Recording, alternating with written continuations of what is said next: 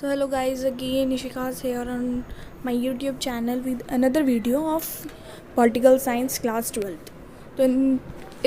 तो इस वीडियो से हम अपना 12th का पॉलिटिकल का चैप्टर सिलेबस स्टार्ट करने वाले हैं। और जो हमारे प्लान्स रहेंगे और जो स्ट्रेटजीज रहेगी to cover the whole syllabus of political science for the board examination for what to score 100 marks, वो क्लियर है। ठीक है, अगर आपने उस वीडियो को नहीं देखा तो एक बार आप उस वीडियो को जाकर देख सकते हैं। The link is in the description. Okay, तो इस चैप्टर को स्टार्ट करने से पहले हम सबसे पहले बुक का नाम ही पढ़ लेते हैं। क्या है? कंटेम्प्रेरी। क्या है? Contemporary world politics. हमें पता है कि वर्ल्ड का मतलब क्या होता है। वर्ल्ड मतलब वर्ल्ड, पूरा वर्ल्ड। पॉलिटिक्स, जो हमारी पॉलिटिक्स चलती है इंडिया में, पॉलिटिक्स सबको पता है कि पॉलिटिक्स क्या होती है, वर्ल्ड क्या है। तो अब कंटेम्प्रेरी जो वर्ड है इसको क्लियर करते हैं। जो कंटेम्प्रेरी होता है ना, देखो इससे आपको क्लियर हो जाएगा कंटेम्प्रेरी की मीनिंग क्या होती है। Synonyms of the contemporary means, contemporary का मतलब होता है आधुनिक, सम्यक, इंग्लिश में समझ आएगा। The present and the current means जो प्रेजेंट सिनेरियो है वर्ल्ड पॉलिटिक्स का, उसको हम पढ़ेंगे इसके अंदर। ठीक है, इस बुक के अंदर पूरी टोटल।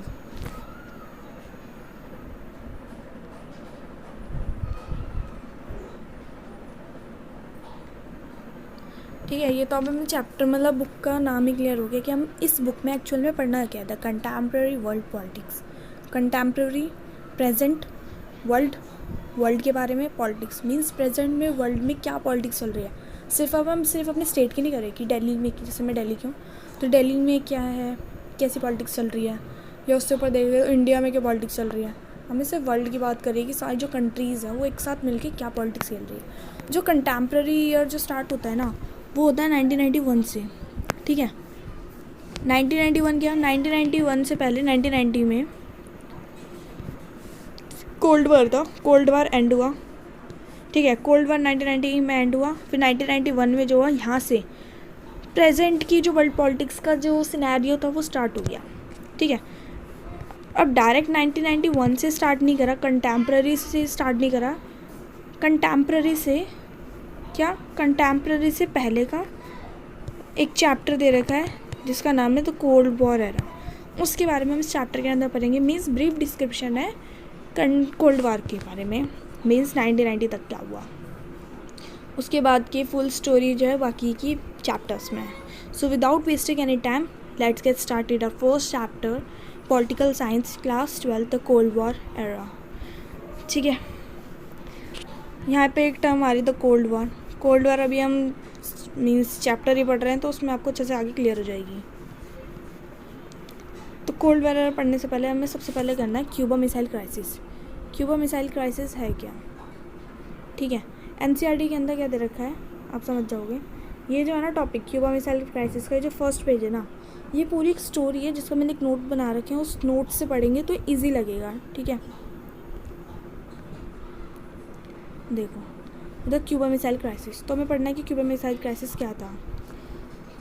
तो क्यूबा मिसाइल क्राइसिस से पढ़ने से पहले हमें देखेंगे कि यहाँ पे ना 3 चीज़ थी।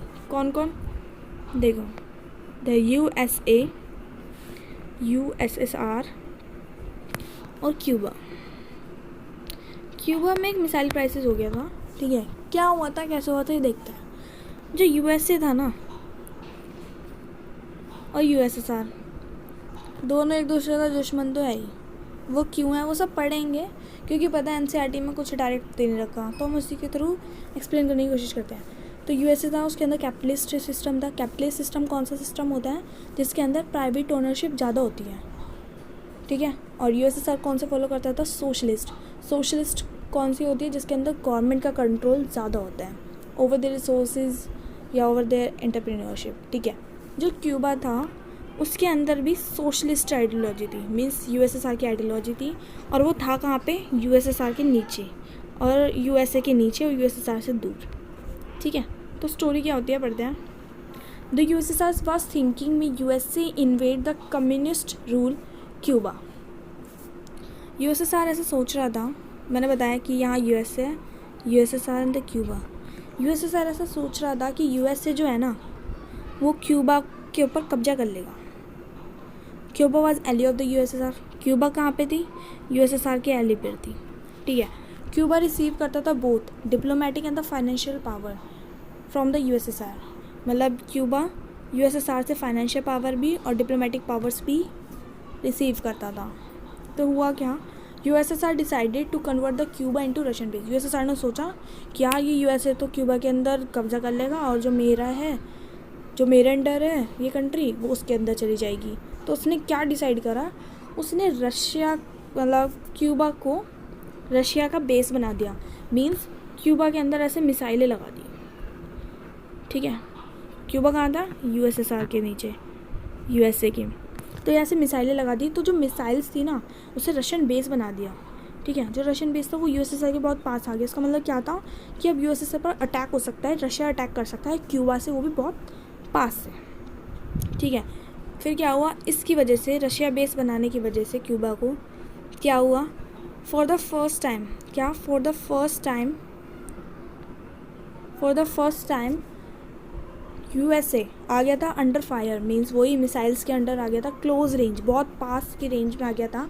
Nearly double the numbers of basis and cities in the main land. उसने क्या कर दिया, उसे पता लग गया। तो उसने जितनी रशिया ने क्यूबा के अंदर मिसाइल्स लगाई थी उससे ज़्यादा मिसाइल्स यूएसए ने लगा ली। ठीक है, क्योंकि यूएसए तो ऑलरेडी पावरफुल है, सबको पता है। ठीक है, तो 3 वीक्स बाद क्या होता है, USSR had placed the nuclear weapons in the Cuba and the America became aware of it. और अमेरिका को उसके बारे में पता लग जाता है। कुछ ना कुछ तो इसने कर दिया यूएसएसआर ने क्यूबा के अंदर। जी अब क्या होता है, now what had America done. अब अमेरिका क्या करता है ये देखते हैं। जो प्रेसिडेंट ऑफ द यूएसए था and his advisers was reluctant to do anything. जो प्रेसिडेंट थे यूएसए के एंड हिज एडवाइज़र और उसके एडवाइज़र्स थे वो मना कर रहे थे कुछ भी करने के लिए। किसके प्रेसिडेंट, यूएसए के, कुछ भी करने के लिए मना कर रहे थे। क्यों मना कर रहे थे, क्योंकि उन्हें लग रहा था कि ये जो कि फुल स्केल वार हो जाएगी। फुल स्केल वॉर क्यों हो जाएगी वो हम आगे पढ़ेंगे, लेकिन पहले बता देती हूँ। फुल स्केल वार इसलिए हो सकती है क्योंकि ये 3rd वर्ल्ड वॉर का एक टाइम था कि यहाँ पे 3rd वर्ल्ड वॉर हो सकती थी। 2nd वर्ल्ड वॉर 1945 में एंड हुई थी और ये एक ऐसा मोड़ आ गया था जहाँ पे 3rd वर्ल्ड हो सकती थी, लेकिन ये नहीं हुई। इसलिए यूएसए ने थोड़ा दिमाग लगाया और लड़ाई नहीं की। ठीक है, then the USA president order to intercept any Soviet ships heading to the Cuba as a way of warning the USSR for his seriousness. उसने क्या करा कि यूएसए के, जैसे ये यूएसए और यहाँ क्यूबा है और ये यूएसएसआर है, यूएसएसआर से जो शिप्स आ रही थी क्यूबा की रेंज में, यूएसएसआर ने इन सबको क्या करा, रोक दिया। ठीक है, क्यों रोक दिया, ताकि वो अवेयर हो जाए। क्यों रोक दिया, ताकि वो अवेयर हो जाए और अपनी सीरियसनेस के लिए उसे वार्न कर दिया था कि सीरियस हो जाओ, हम अभी कुछ नहीं कर रहे हैं, मीन्स कुछ लड़ाई वड़ाई कर देगा वो। तो ये था हमारा क्यूबा कोल्ड वार। क्या था, क्लियर हो गया होगा कि कुछ नहीं है इसके अंदर। यूएस है, क्यूबा उसके वहाँ पर है, यूएसएसआर है, दूर है, लेकिन जो दूर है उसी के अंडर वो है। तो क्या करा, वहाँ पे क्यूबा मिसाइल्स लगा दी। उसे लग रहा था कि यूएसए क्यूबा को अपने अंडर कर लेगा, तो उसने यहाँ पे मिसाइल्स लगा दी यूएसएसआर ने। और यूएसएसआर के बारे में पता लग गया 3 हफ्ते बाद, 21 दिन के बाद अमेरिका ने शिप्स को इंटरप्ट कर दिया और उसे अवेयर करना होने के लिए कहा। बस ख़त्म, कोल्ड वार यही है। ठीक है, उसके बाद डिफ़ाइन करते हैं हम what is the Cuba missile crisis. 1 number की डिफ़ाइन आ सकती है, अगर आए तो 2 मार्क्स की आएगी। Cuba missile crisis, the clash, जो क्लैश हुआ, seems imminent in what came to be known as Cuba missile crisis. जो क्रैश था ना किसके अंदर, यूएसएसआर और यूएसए के बीच क्यूबा को लेकर, वही क्यूबा मिसाइल क्राइसिस कहलाया। ठीक है, but for the world's great relief both sided decided to world wide. क्योंकि वर्ल्ड वॉर 2 हुआ था तो दोनों चाहते थे कि कोई वॉर ना हो, कोई बड़ी वॉर ना हो, और अवॉइड करना चाहते थे वॉर को। ओके, उसके बाद कोल्ड वॉर क्या था, the Cuba missile crisis was the high point और what can be known as cold war. जो क्यूबा मिसाइल क्राइसिस था उसी को कोल्ड वार कहा गया, क्योंकि क्यूबा मिसाइल क्राइसिस ही हाई पॉइंट था कोल्ड वार का। अगर क्यूबा पे मिसाइल्स लगती ही नहीं तो कोल्ड वार जैसी सिचुएशंस होती ही नहीं। तो एक्चुअल में कोल्ड वार क्या है मैं समझाती हूँ। कोल्ड वार का मतलब है एक्चुअल में वार ना होना।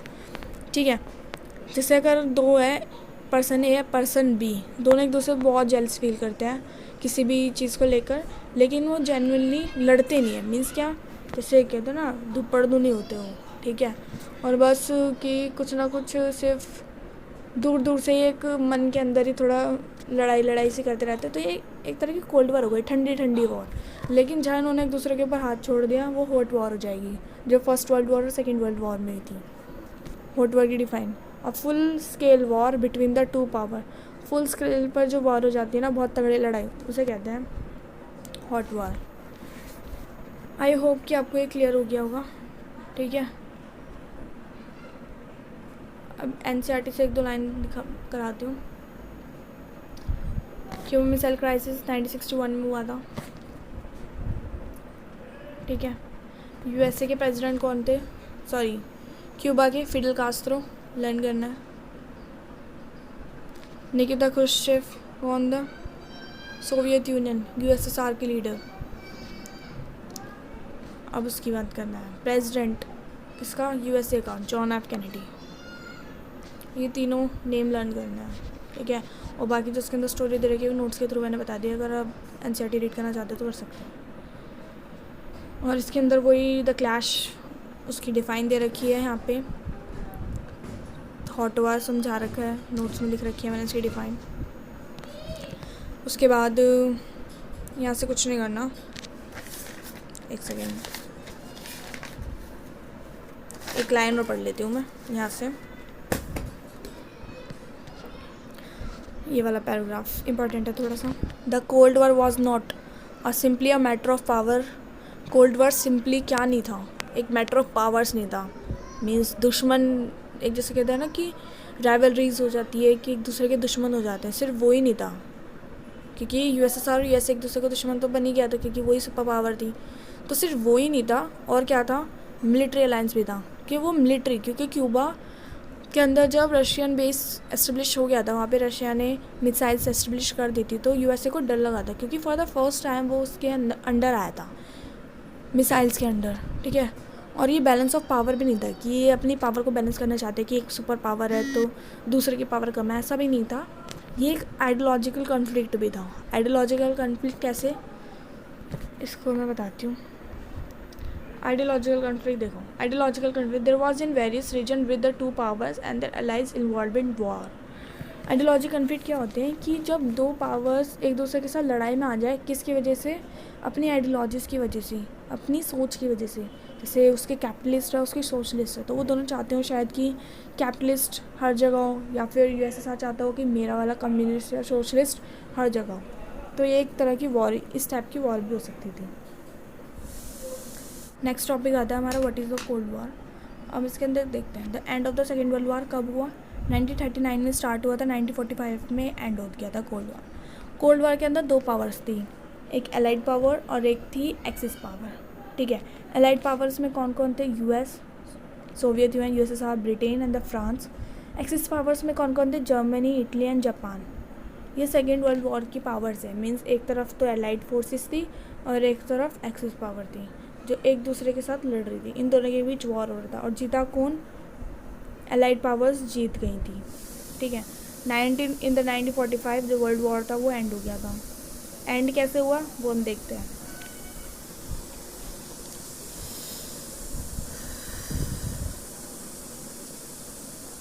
सब ये तो पता ही है ना, तो फर्स्ट वर्ल्ड वॉर जो हुई थी वो 1940 to 1918 में थी, ठीक है। और यहाँ से पढ़ता है the end of the second world war was also the beginning of the cold war. दे रखा है कि जो सेकेंड वर्ल्ड वॉर का एंड हुआ वही कोल्ड वॉर की बिगनिंग हुई, क्योंकि 1945 में सेकेंड वर्ल्ड वॉर एंड हुआ था, और 1945 के बाद 1946 या फिर 7 के अराउंड ये कोल्ड वॉर की टेंशन्स और कन्फ्लिक्ट थे वो स्टार्ट हो गई थी।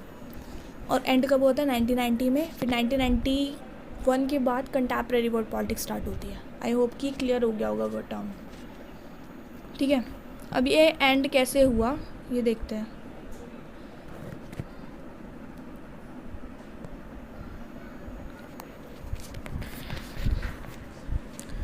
एंड कैसे हुआ? जो जापान था,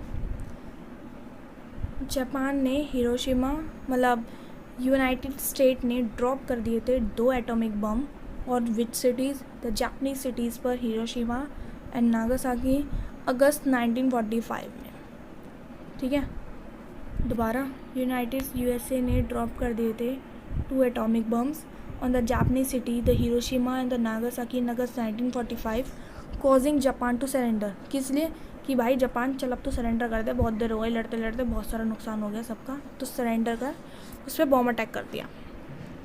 ये बहुत फेमस पे क्योंकि बहुत तगड़ा बॉम्ब अटैक था और पूरे डिस्ट्रॉय हो गए थे जापानीज सिटी। ठीक है, उसके आगे देखते हैं। The USA know that the Japan was about to surrender. US को पता था कि जापान सरेंडर करने वाला है and that it was unnecessary to drop the bombs. और ये अननेसेसरी था बॉम्ब को गिराने के लिए, बिल्कुल बेकार, क्योंकि वो जापान सरेंडर करने वाला था। वैसे उसका इतना सारा नुकसान हो गया था, लेकिन फिर भी यूएसए ने अपनी पावर दिखाई और उस पर बॉम्ब अटैक कर दिया। सम सजेस्ट करते हैं कि यूएस का जो एक्शन था ना वो इसलिए था क्योंकि वो यूएसएसआर को स्टॉप करना चाहता था military and political gains from Asia and elsewhere to show Moscow. First reason ये इंपॉर्टेंट है गाइस, मैंने बताया था प्लान्स और स्ट्रैटेजी वाली वीडियो में, एक बार आप उसको गो थ्रू करो। उसके अंदर बताया था कि एनसीईआरटी की एक एक लाइन इंपॉर्टेंट है और 2 मार्क्स या 4 मार्क्स का क्वेश्चन यहाँ से बनता है। ठीक है, तो हमें इस पर फोकस करना है, इन लाइन्स पे। क्या है? दे सजेस्टेड दैट यूएस का जो एक्शन था was intended to stop the Soviet Union from making military and political gains in Russia. Bomb तो जापानीज सिटीज़ और हिरोशिमा और नागासाकी पर गिरा दिए। मोटिव क्या था? सोवियत यूनियन को रोकना था मिलिट्री गेन्स और पॉलिटिकल गेन्स एशिया से लेने के लिए, क्योंकि सेकेंड वर्ल्ड वॉर में जो यूएसएसआर था वो इन सब से पॉलिटिकल और सोशल गेन्स ले रहा था। तो जैसे ही वॉर एंड हुआ तो उसके जो फ़ायदा उठा रहा था वो वहाँ से वो भी ख़त्म हो गया। ठीक है, और सेकेंड रीज़न पढ़ते हैं। सेकेंड रीज़न क्या था? ये शो कर रहा था यूएसए को, कि मॉस्को को शो करना था यूएस को कि United state was the supreme, कि सबसे पावरफुल सिर्फ और सिर्फ यूएसए है, ये मॉस्को को शो करना था। Okay, US supporters have argued. US के कुछ सपोर्टर्स आर्ग्यू करते हैं, मतलब जो यूएस को सपोर्ट करते हैं वो आर्ग्यू करते हैं that dropping of the atomic bomb was necessary. Dropping जो हमने 2 बम गिराए यूएसए ने वो ज़रूरी थे ख़त्म करने के लिए वॉर को quickly and to stop further losses in America and allied lights. तो ठीक है, दोनों पॉइंट ऑफ व्यू देख लिए कि मतलब अमेरिका ने हिरोशिमा नागासाकी में बम गिरे, यूएसए का क्या पॉइंट ऑफ व्यू था यूएसए के सपोर्टर्स का, और जो यूएसए के सपोर्टर्स नहीं थे उनका क्या पॉइंट ऑफ व्यू था। ठीक है, तो दोनों क्लियर हो गए। 4 मार्क्स में ये मोस्टली क्वेश्चन बनता है। नेक्स्ट हमें पढ़ना है, एक सेकेंड, या जो इम्पोर्टेंट है यहाँ पे ये देखो, ये जो है छोटा सा टॉपिक, इसके अंदर क्या करना है, little boy and fat man.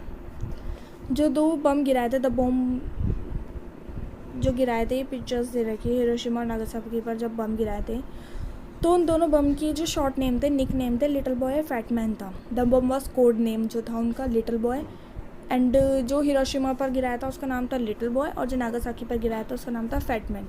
ये 1 मार्क्स में क्वेश्चन डेफिनेटली बनता है। उसके बाद क्या दे रखा है, 15 एंड 21 किलोटन्स के थे वो, मीन्स लिटिल बॉय 15 किलोटन्स का था और जो फैट मैन था वो 21 किलोटन्स का था बॉम्ब। ओके,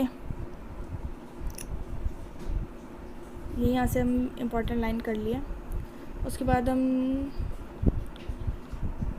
यहाँ से देखते हैं, यहाँ से एक इम्पॉर्टेंट टर्म आती है जिसकी डिफाइन पूछी जाती है, what is the logic of deterrence. एक सेकेंड, यहाँ से आती है what is the logic of deterrence. Logic of deterrence क्या था, पढ़ लेते हैं।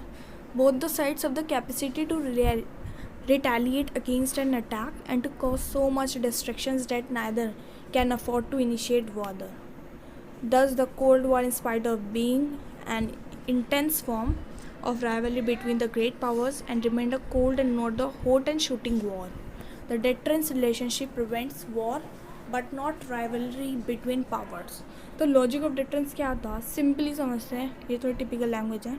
लॉजिक ऑफ डिटरेंस का मतलब था कि जैसे समझ लेते कि person A and the person B दोनों एक दूसरे के दुश्मन हैं और दोनों पावरफुल भी हैं। अगर पर्सन ए पर्सन बी पर अटैक करता है तो उसी का जवाब देने के लिए पर्सन ए पे भी अटैक करेगा।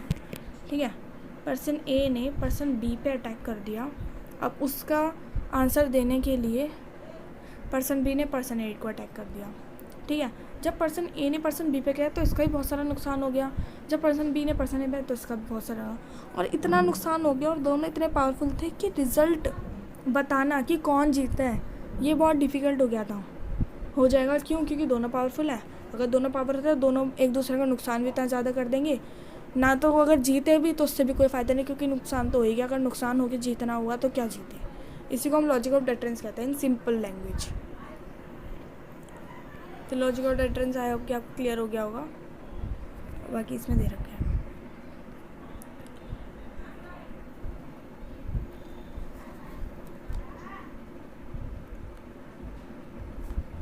नेक्स्ट टॉपिक करते हैं हम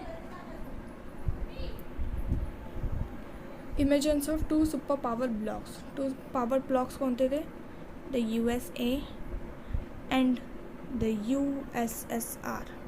इन दोनों सुपर पावर ब्लॉक्स की बात करते हैं आगे। तो हमारे हमने 2 टॉपिक पढ़े हैं अभी तक, वो 2 टॉपिक क्लियर हो गए होंगे। एक बार मैं ओवरव्यू दे देती हूँ। फर्स्ट, क्यूबा मिसाइल क्राइसिस क्या था? USSR, उसके नीचे क्यूबा, साइड में USSR था। ठीक है, ये सारी स्टोरी नोट्स दे रखे हैं, क्लियर। कोल्ड वॉर क्या था? Second world war. USA ने अटैक कर दिया था हिरोशिमा और नागासाकी पर। हिरोशिमा और नागासाकी पर अटैक करने के बाद क्या हुआ था? व्यूज़, दोनों पॉइंट ऑफ व्यूज़ हमने देख लिए, जो USA के सपोर्टर्स थे और USA के अगेंस्ट जो थे, उन दोनों के व्यूज़ भी देख लिए हमने। डन। अब उसके बाद हम पढ़ते हैं सेकेंड वर्ल्ड वॉर एंड हो गई। जो एलाइड फोर्सेस थी USA, USSR और 2 फ्रांस, वो तो 4 थी हैं।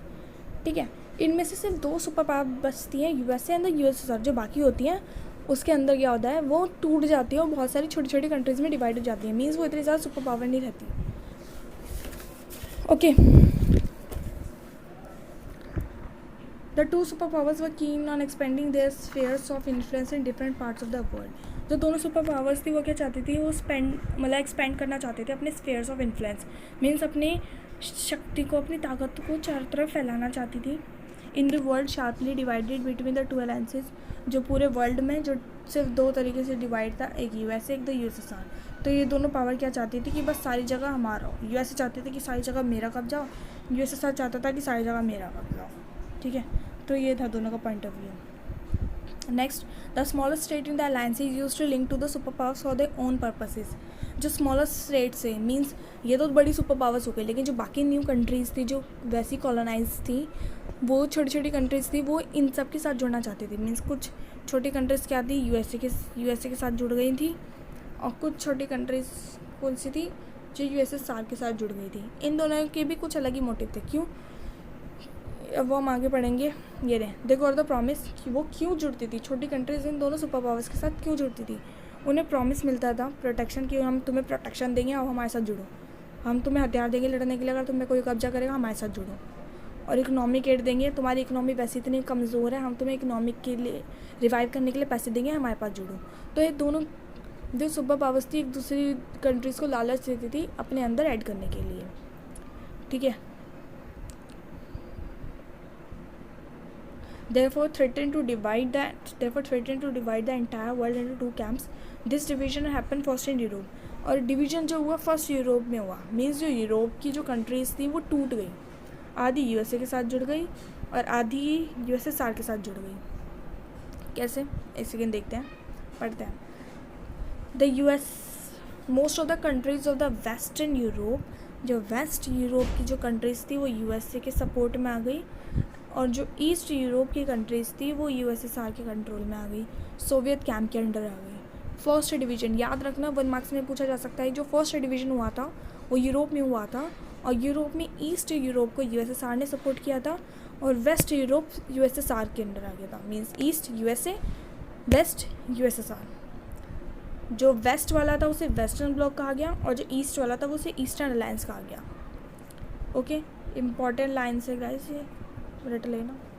ठीक है, यहाँ से इम्पोर्टेंट पैरा आता है। The western alliance was formalised into an organisation. जो वेस्ट अलायंस थी, वेस्ट अलायंस कौन सी थी गाइस? थिंक ईस्ट और वेस्ट थी, eastern alliance and the western alliance. जो ईस्ट थी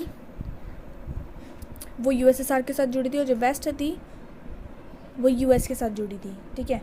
जो वेस्टर्न अलायंस थी मीन्स जो यूएसए के साथ जुड़ी थी, उसने एक ऑर्गेनाइजेशन एस्टेब्लिश कर लिया। मीन्स वेस्टर्न यूरोप ने यूएसए के साथ मिलकर जो वेस्टर्न अलायंस था उसके साथ एक ऑर्गेनाइजेशन फॉर्म कर ली, जिसका नाम था North Atlantic Treaty Organisation. One of the most important 1 marks question जो रटने लायक है। नाटो की फुल फॉर्म आती है, और नाटो क्या था 1 मार्क्स में पूछा भी जाता था।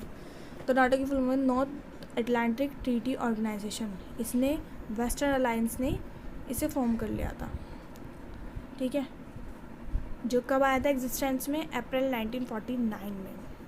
ये जो ऑर्गेनाइजेशन था, एसोसिएशन था, वो 12 स्टेट्स का था। 12 स्टेट्स थे इसके अंदर, जिन्होंने कहा था, ऐसे कहते हैं ना, वचन ले लिया, हम 12 स्टेट्स अब यूएसए के साथ जुड़ गए हैं, अगर किसी पे भी हम 12 में से किसी के साथ भी अटैक होगा तो ये सभी स्टेट्स पर अटैक माना जाएगा, ठीक है।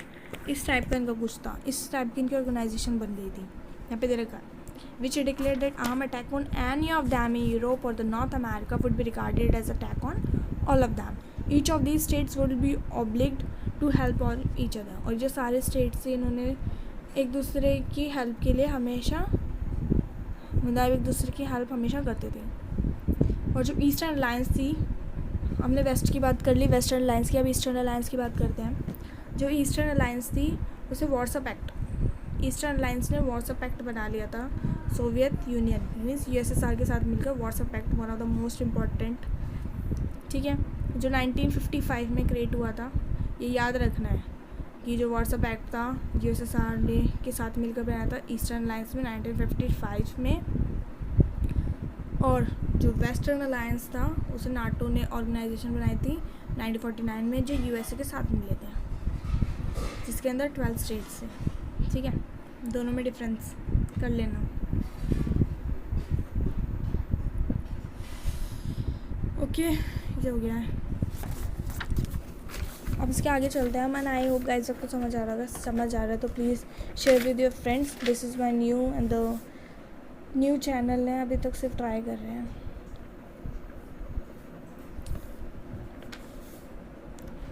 नेक्स्ट हम करेंगे यहाँ से।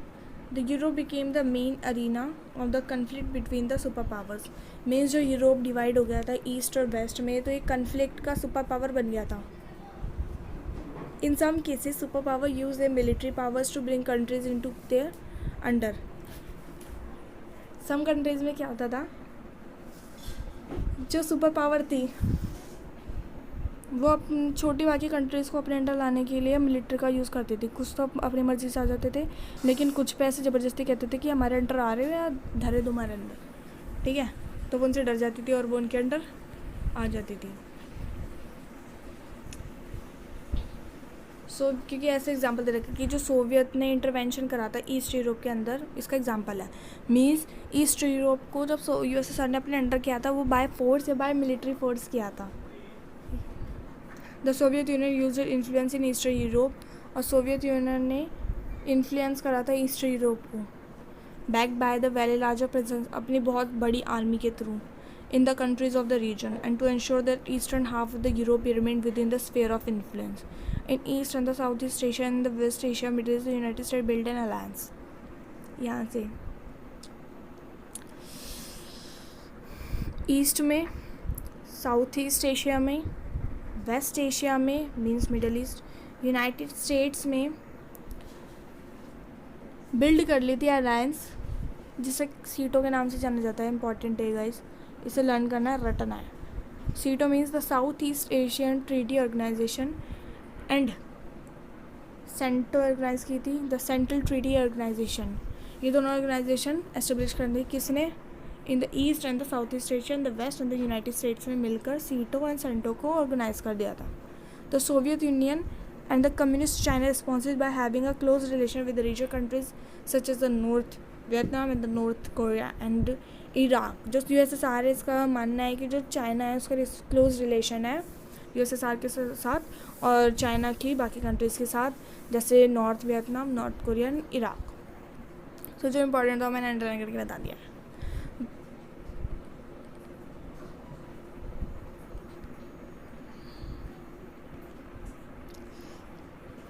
अब इसके अंदर हम यहाँ पे देखते हैं ये मोस्ट इम्पॉर्टेंट है, 6 मार्क्स में आता है question.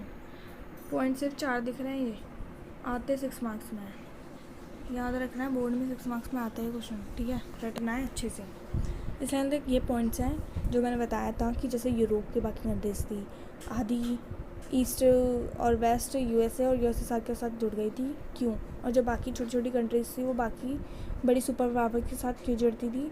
First reason, vital resources such as oils and minerals. Vital resources के लिए, क्योंकि अगर हम अपनी सुपर पावर के साथ जुड़ जाएंगे तो हमें उनके रिसोर्सेज को यूज़ करने का मौका मिलेगा। सेकेंड, उन्हें टेरिटरी मिल जाएगी। मतलब एक तरीके से ये भी देख सकते हैं कि एक तरीके से सुपर पावर को भी हेल्पफुल होता था, और जो कंट्रीज़ जो कॉलोनाइज थी, जो उनके साथ जुड़ती थी, न्यूली इंडिपेंडेंट कंट्रीज़, उनको भी हेल्पफुल रहता था। क्यों? क्योंकि एक तो वो छोटी कंट्रीज़ है, और इतनी बड़ी कंट्री के साथ जुड़ने पर क्या होगा कि उन्हें बेनिफिट ही होगा ना, क्योंकि कोई उस पर अटैक नहीं करेगा। अगर कोई उस पर अटैक करेगा, अगर कोई यूएसएसआर के साथ जुड़ा हुआ है तो यूएसएसआर उस पर अटैक करेगा। समझ गए? अब देखो, यूएसएसआर वैसे इतना बड़ा है, अब यूएसएसआर के साथ ये छोटा सा देश ना और जुड़ गया, तो यूएसएसआर के पास अगर 100 रिसोर्सेज थे ना, और इसके पास अगर 10 थे, तो टोटल यूएसएसआर के पास 110 रिसोर्सेज हो गए। तो यही कहने का मतलब है कि वाइटल रिसोर्सेज को गेन करने के लिए, जैसे ये ऑयल एंड मिनरल्स का रिसोर्सेज है, इसके भरपूर मात्रा में ऑयल्स एंड मिनरल्स हैं, तो यूएसएसआर को क्या भरपूर मात्रा में ऑयल्स एंड मिनरल्स मिल जाएंगे अगर वो उसके साथ जुड़ जाएगा, ठीक है। Second, territory from where the super powers को launch their troops and weapons. USA हो गया, कोई छोटी कंट्रीज हो गई, इसके साथ जुड़ गई, ठीक है, तो यूएसएसआर को क्या एक कंट्री मिल गई कि वहाँ पे वो अपनी ना मिलिट्री पावर को एस्टेब्लिश कर सकता है, और जो उसका दुश्मन कंट्री होगी ना उसके आसपास, उस पर यहाँ पे अटैक कर सकता है ईजिली, तो अपने ट्रूप्स को वहाँ खड़ा कर सकता है, अपनी वेपन्स को वहाँ एस्टेब्लिश कर सकता है टू अटैक या टू टैकल अदर कंट्रीज़, ठीक है। Location from where they could spy on each other. जैसे ये उसके साथ छोटी कंट्री, लोकेशन मिल गई, यहाँ से दूसरी अदर कंट्रीज़ जो उसकी दुश्मन कंट्रीज़ है उस पर नज़र रख सकता है। यहाँ से नज़र रखना और यहाँ से नज़र रखना पे इस कंट्री पे कितना फ़र्क है। तो ये इकोनॉमिक सपोर्ट मिल जाता है, and that the smaller alliances together could help pay for the military expenses. Economic support मिल जाता है इन दैट कि जो स्मॉल अलाइज होती है वो उसके साथ जुड़ जाती है बड़ी सुपर पावर्स के साथ, और वो उसे मिलिट्री एक्सपेंसेस, मिलिट्री खर्चा देते हैं। यहाँ से ये टॉपिक कंप्लीट हो गया, और कुछ नहीं करना है यहाँ पे। अरीनाज ऑफ कोल्ड वार जो नेक्स्ट टॉपिक आता है, अरीनाज ऑफ कोल्ड वार के अंदर पूरा नहीं रटना, सिर्फ इसके अंदर कुछ नहीं आता, करना क्या है यहाँ पे, ये करना है। 2 super powers were poised for direct confrontation Korea. Korea के अंदर भी 2 सुपर पावर एक दूसरे के साथ लड़ गई थी। Means arenas of cold war का मतलब है कि और कौन कौन से ऐसे एरियाज़ हैं जहाँ पर मतलब कोल्ड वार हुई, जैसे यूएसएस और यूएसएसआर के साथ कोल्ड वार हुई, ऐसे कौन कौन से एरियाज़ थे जहाँ पर कोल्ड वार हुई। तो पहले मतलब ऐसे इजी वे में लो इस टॉपिक को, ज़्यादा इंपॉर्टेंट नहीं है तो हम इस पर ज़्यादा टाइम वेस्ट नहीं करेंगे। First, Korea 1950 to 1953, second Berlin 1958 to 1962, the third Congo early 1960। सिर्फ इसके अंदर ये रट लो बस, और कुछ नहीं करना।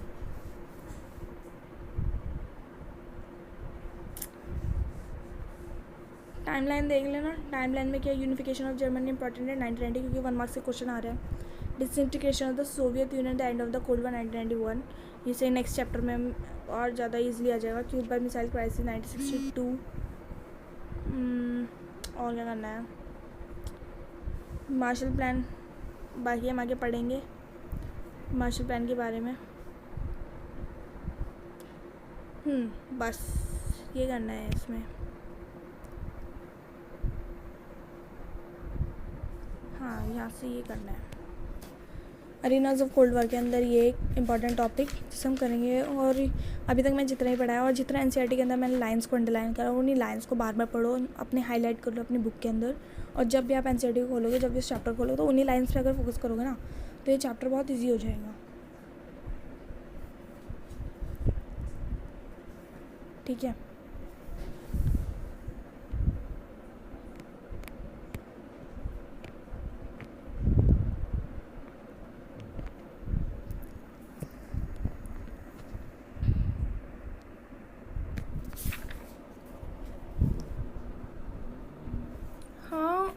एक सेकेंड गाइस, यहाँ से एक और इम्पॉर्टेंट टॉपिक बनता है, मैं वही देख रही थी बुक के अंदर। ये देखो, ये जो लास्ट टॉपिक है ना NCERT का क्वेश्चन नंबर फर्स्ट, उसका आंसर मिलेगा यहाँ से।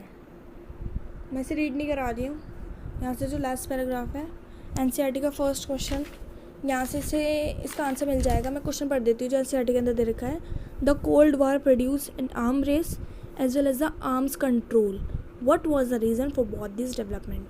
ये NCERT का क्वेश्चन है और ये 6 मार्क्स में आता है गाइज। तो आप इसको टॉपिक को करो इसमें से and then the next video, और अगर आपने आंसर बनाया तो प्लीज़ आंसर को कमेंट में दीजिए, ठीक है। और नेक्स्ट वीडियो जो भी आएगी तो इस क्वेश्चन का आंसर करेंगे और इस टॉपिक को उस आंसर के थ्रू लर्न करेंगे, क्योंकि अगर हम NCERT में से यहाँ से रीड करेंगे ना तो इतना ज़्यादा क्लियर नहीं होगा, ठीक है। उसका आंसर सिर्फ यहाँ पे दे रखा है तो यहाँ पे क्लियर नहीं होगा, ठीक है। उसमें से करेंगे। So see you, bye bye, thanks for watching.